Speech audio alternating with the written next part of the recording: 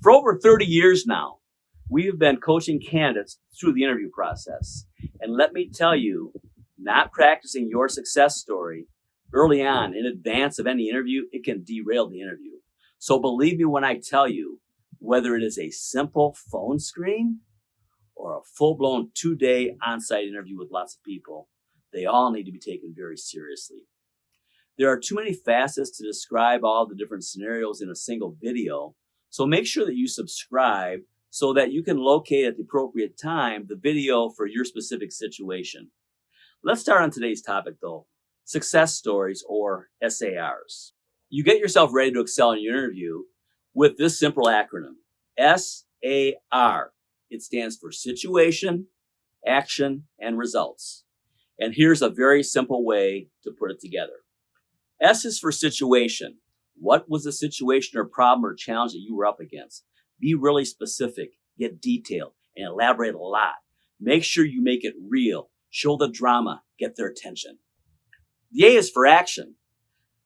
What did you do to fix? What was the corrective action? What were the specific things that you did? Make it energetic and creative. Remember, you are on stage here, so make it feel very, very real to the listener or the listeners if it's a multiple person interview. R is for results. Show the successful outcome and how you got recognized for doing such an amazing job with a very, very difficult problem. Now let's start with an example. So in the interview, you recognize an opportunity to show your stuff. So you pull one of the success stories that you had either out of your back pocket or out of the air. It goes kind of like this. So John, we are currently having some issues with X, Y, and Z. Interesting. That reminds me of a similar situation I ran into a few years ago. It's just a while back. We had a major issue with meeting the customer timeline for this project. And there was no way that we were going to get it there and get it done on time. It represented 27% of the company's revenue. That's a big number. So it was crunch time. And we were just coming off of a recession to boot. So it was really, really critical that we get this done. What happened, John? Were you able to keep the business?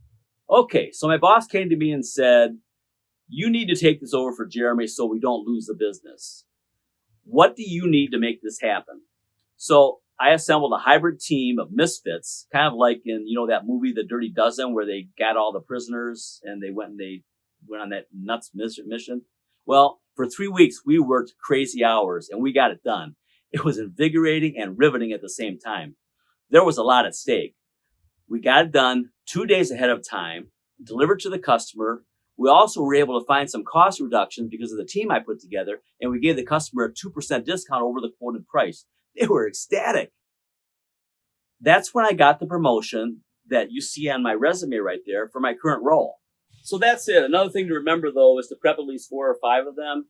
Don't worry about applying them exactly to what you think will come up in the interview. Nobody really knows what's going to happen in the interview. What this exercise does do for you, though, is it gets you prepared for the process.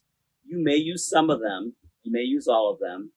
But you may also, it happens quite often, we see it a lot, pull something right out of the thin air. It's going to pop into your head at the time of the interview. That's the reason that you did this prep. Mentally, you have created a habit or a pattern that will make you stand out among other candidates at the time of the offer. Because there's going to be other ones out there, right? And you want to stand out. There are so many other things that we had to share from our 30 plus years of experience. So make sure that you subscribe for more tips on interviewing as well as long-term career success. We're always tackling tough issues of the day, current times and whatnot. Forward this on to your colleagues to help them out also. We'll see you next time.